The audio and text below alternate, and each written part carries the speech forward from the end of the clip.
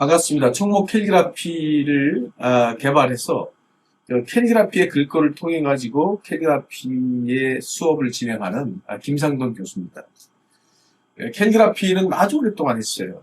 캘리그라피는 대체 무엇인가, 무슨 뜻인가 이렇게 이제 생소한 단어일 수가 있어요. 왜냐하면 특히 성인 분들은 특히 이제 50대 넘은 분들은 캘리그라피라는 단어는 예전에 젊었을 때 없던 단어예요. 알지 못했던 단어죠. 그럼 캘리그라피가 무엇이냐 했을 때 그 캘리그라피는 아름다운 글씨를 얘기하는 거예요. 그러니까 멋진 글씨. 우리 옛날에 그 손편지를 쓰잖아요. 그죠?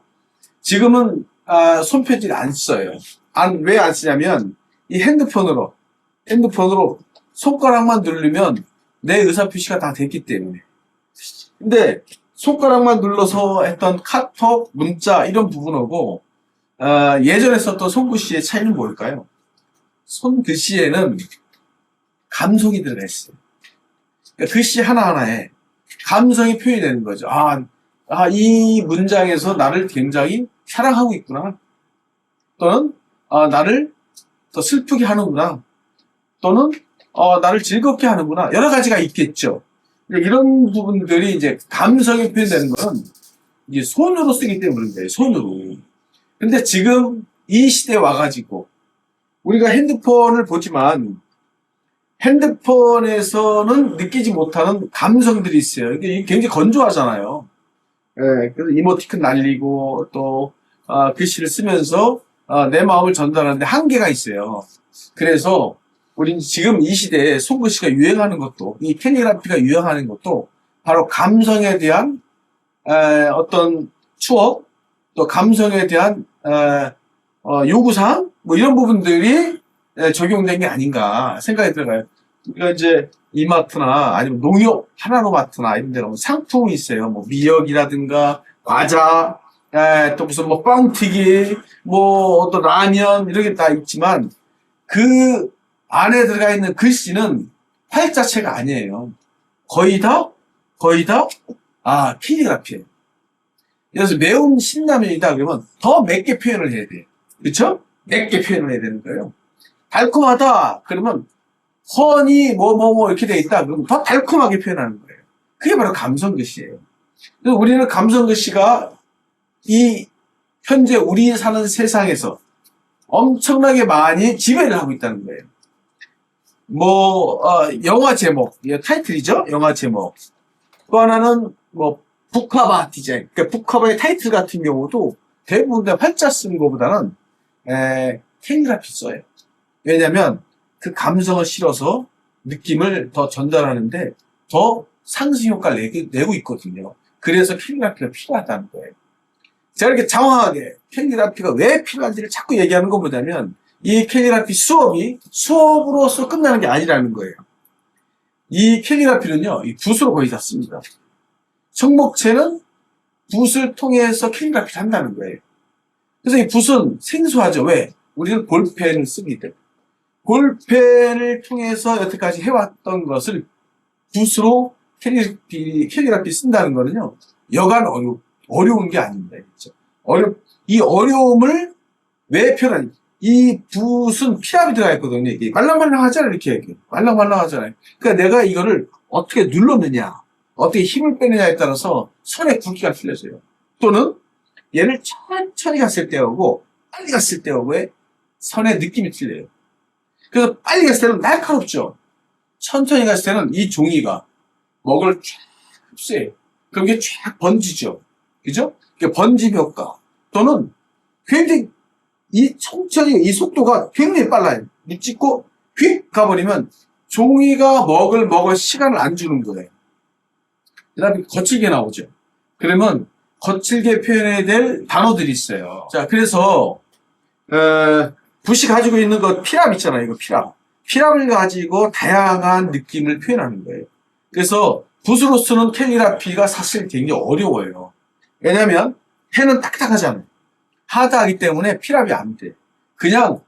내가 평상시에 줘도 그 굵기가 다 나와요. 내 뜻과 상관없이 하드한 펜은 그 굵기를 유지할 수 있다는 거예요. 근데 붓은 내가 힘을 주게 되면 굵게 나오고, 적게 힘을 빼버리면 얇게 나오고, 속도를 빨리 하게 되면 날카로운 소리 나오고요. 속도를 늦게 하게 되면 번져가지고 이게 팍 퍼져가지고 쫙 나와, 이렇게. 네? 두껍게 하는데 이게 빠르다. 그러면 종이가 먹는 시간을 주지 않고 잽싸게 지나갈 거 아닙니까? 그러면 거칠게 표현해요. 뭐 이런 것이 어떻게 표현하나? 무슨 김자진 장군의 청산리 전투 또는 뭐 만주벌판의 뭐 누비는 광대토화 뭐 이런 부분들 있죠. 그 다음에 전쟁, 6.25 전쟁 이렇게 할 때는 전쟁의 느낌, 광야의 느낌, 사막의 느낌 이런 것들 할 때 붓을 먹물을 딱 찍어서 바로 쓰는 게 아니라 먹물을 빼야 돼. 빼고 굵게 확 지나가야 돼. 속도는 대략 시속 한 200km 정도 간다고 보시면 돼. 눈 깜짝했어요. 그러면 얘가 종이가 먹으려고 입을 딱 벌렸는데 휙 지나간 것 같은 느낌이 나는 거예요. 그때 거친 소리 나오는 거예요. 그런 어떤 붓의 성향, 붓의 필압에 대한 걸 이 수업을 통해 갖고 아주 자세하게 배울 수 있다는 거예요. 자, 그러면 이 첫 시간에 이게 지금 수업 오리엔테이션 하는 거예요. 첫 시간에 우리가 제일 중요한 거는 도구를 우리가 알아야 돼. 대체 어떤 도구를 쓰느냐 이 부분을 자세하게 설명을 해드릴게요. 자, 처음에는 교재가 필요해. 이 교재는 청목체 이 기초 초급 과정이 있어요. 여기 이제 따라쓰기 교재로 돼 있어요. 따라쓰기라는 게 뭐냐면 내가 그냥 막 쓰는 게 아니라 따라 쓰다 보면 한 번 따라 쓰고 바로 옆에 쓰고 또 따라 쓰고 또 쓰게 되게 이런 구조를 하다 보면 내가 쉽게 캘리그라피 접할 수 있게끔 아주 기획적으로 만드는 상품이에요. 요거는 교본 문고나 인터넷 서점에서 찾을 수 있어요. 그러면 야 이거 이 책이 지금 대략 값이 13,000원인데 아마 좀 쌀 거예요. 요 책을 가지고 초급을 자음은 우리가 14자잖아요. 14자를 완파할 수 있다는 거예요. 그래서 기역부터 히읗까지 쓰는 거를 모음과 함께 조합해서 단어를 연습을 하는 거예요. 단어를. 그래서 그 단어를 어떻게 연습하냐면 단어를 붙여가지고 덩어리감을 만드는 디자인 원리까지 같이 들어가 있다는 거예요. 그래서 요 책을 보면 처음에 쭉 보면 이렇게 기역이 나와요. 이렇게 기역을 쓰는 법은 여기 자세하게 설명이 들어갔죠. 근데 이거를 직접 쓰면서 이제 설명을 드릴 거예요. 기역을. 그래서 기역과 관련된 단어들이 있어요. 갈무리, 그죠? 거위, 고드름, 구사일세. 다 기역이죠. 이 기역 쓰는 법부터 시작해서 그 다음에 또 다음에 니은이 들어가겠죠. 그죠? 니은이 또 들어가요. 이렇게. 여기 보면 니은이 또 들어가야죠. 여기 보면 니은이 또 있죠. 끝까지 가게 되면 이렇게 보면 지읒까지, 히읗까지 다 들어가 있어요. 그래서 이렇게 쓰다 보면 여러분들이 청목 정체를 배울 수 있어요. 자, 그러면 청목체는 몇 가지가 있냐? 첫째는 청목 정체예요. 여러분들의 정체를 배워야 돼요. 그러니까 정체를 배우다 보면 정체가 지류에서 포장마차 가서 술 한잔 했다. 그럼 이제 청목 흘림체가 되는데 우리는 그걸 가을체라 그래요. 이게 딱 넘기면은 이렇게 똑같은 갈물이지만 이렇게 흐림체가 나와요. 우리는 이걸 가을체라 그래요. 그래서 가을체를 또 배우게 돼 있어요. 그래서 청목 정체를 잘 쓰다 보면 가을체 쓰는 데는 어렵지 않게 쓸 수 있어요.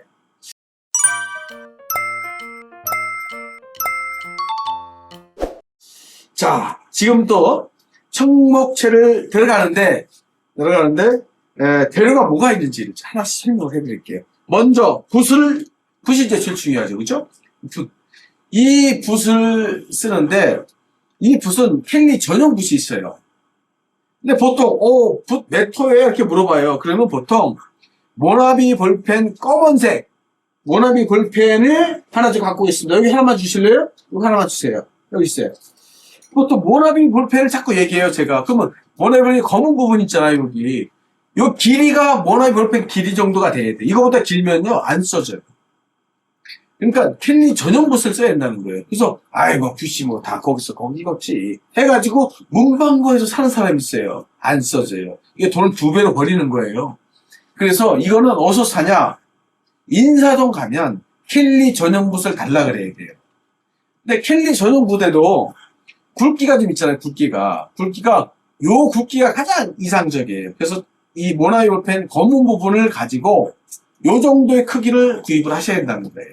이해되시겠죠? 또 하나 뭐냐, 이 붓은 인터넷에도 쓸 수가 있어요. 살 수가 있는데, 예, 우리가 참 어려운 게 뭐냐면, 붓은 물로 이렇게 굳혀가지고 말려서 팔아요. 물로. 그래서 이게 퍽 하게 되면 이제 퍼져요. 그러면서 붓이 먹물을 통해서 쓰는데, 이 붓을 잘못 사게 되는 경우는 굉장히 곤란한 상황이 발생해요. 붓은 우리가 저게 좋은 붓인지 안 좋은 붓인지는 써봐야 알아요. 근데 초보자들은 처음에 몰라요.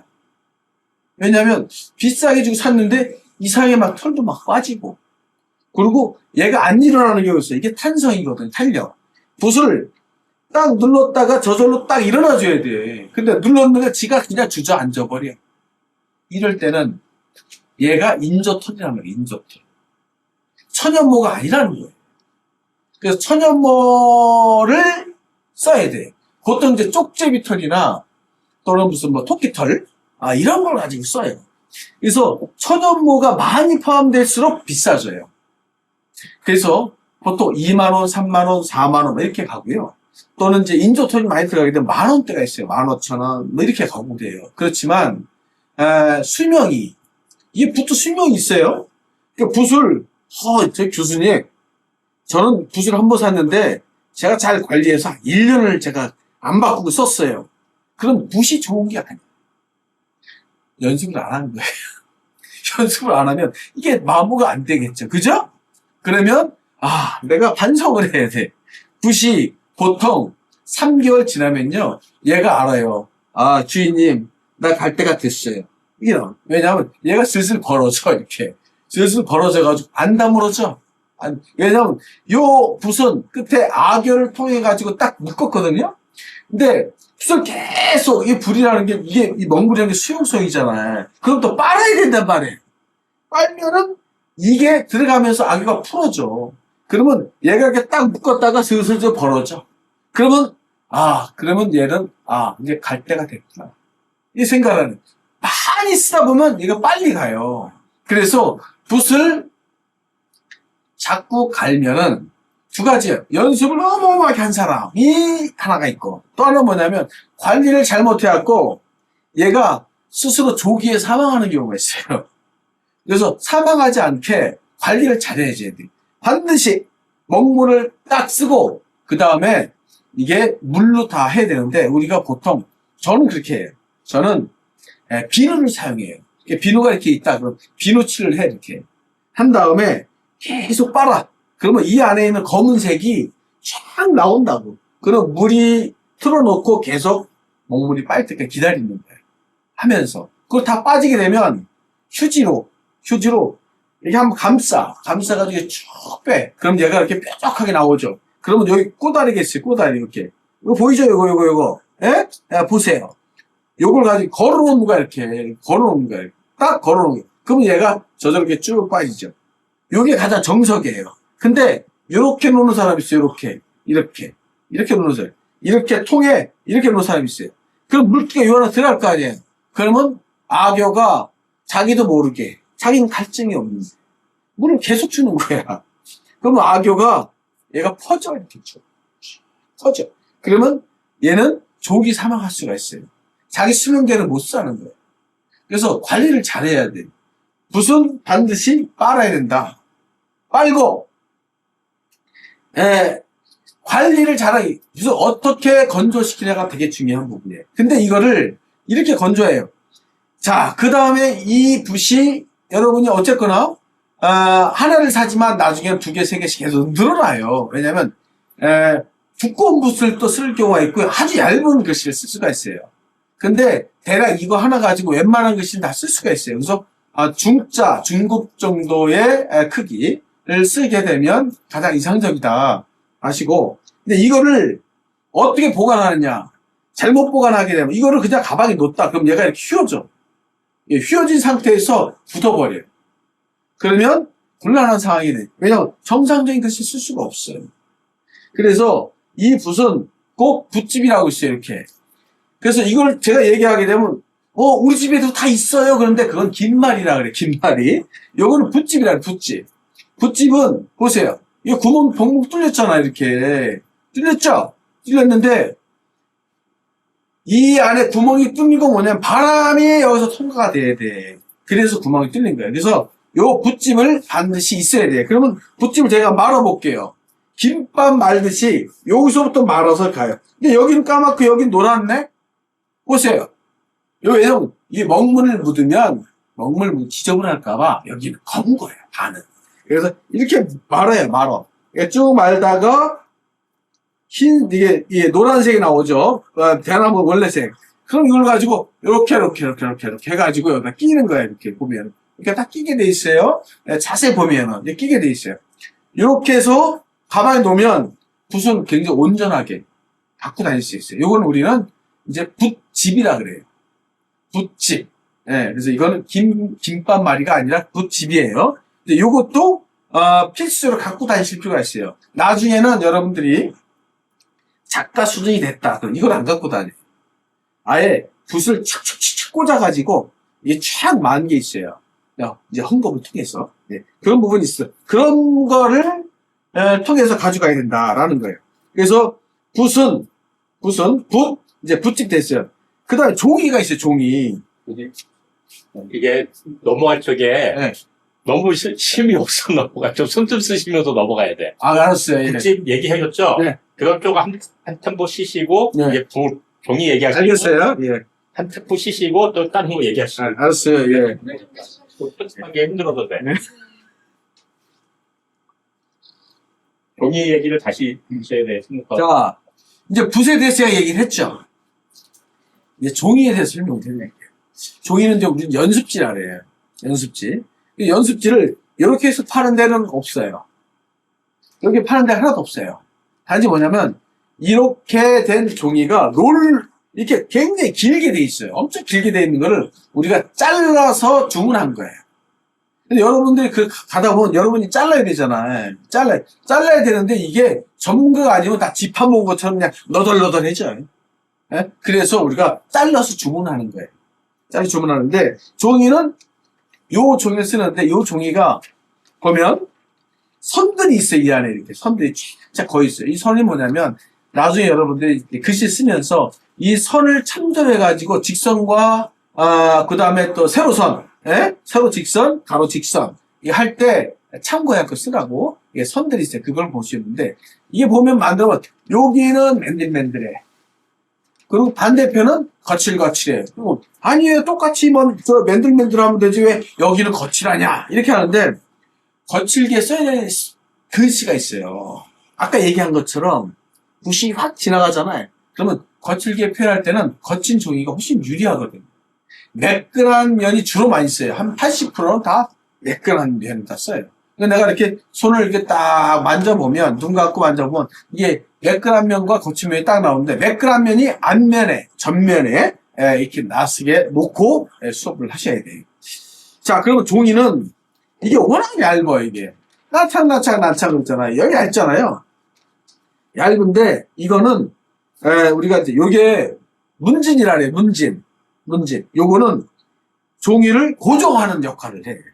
문진 또는 서진, 문진 또는 서진이라 그래요. 그래서 우리는 이제 문진이라고 많이 해요.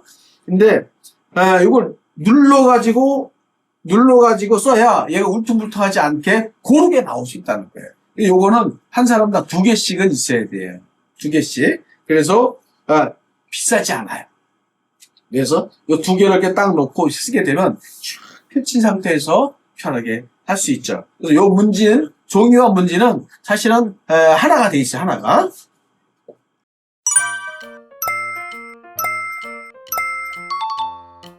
그 다음에 한 건 뭐냐?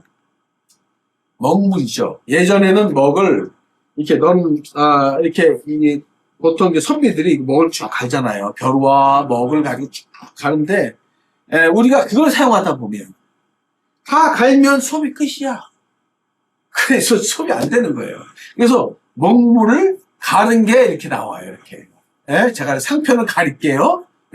이렇게 먹물 통이 나와요. 요게 이제 보통 이제 가격이 이제 뭐 싼 거는 뭐 3,000원, 4,000원, 5,000원, 8,000원 막 이렇게 나와요. 그러니까 보통 이제 우리는 요 먹물 한 통을 한 학기 동안 써요. 한 학기 동안. 나는 졸업할 때 먹물을 아껴 써가지고 한 통을 썼다. 그 분은 캘리를 연습을 거의 안 한 거예요. 그런 분들은 자격증도 따기 어려워요. 먹물은 이렇게 꼬다리가 있어, 꼬다리가. 꼬다리도 이거를 잘 보시면 이렇게 딱 열면은 뭐가 나오냐? 이렇게 딱 돼요. 그럼 요거를 이렇게 따라요. 근데 먹물 그릇은 요게 지금 다이소 가면은 이렇게 된 그릇이 있어요. 요게 가장 좋아요.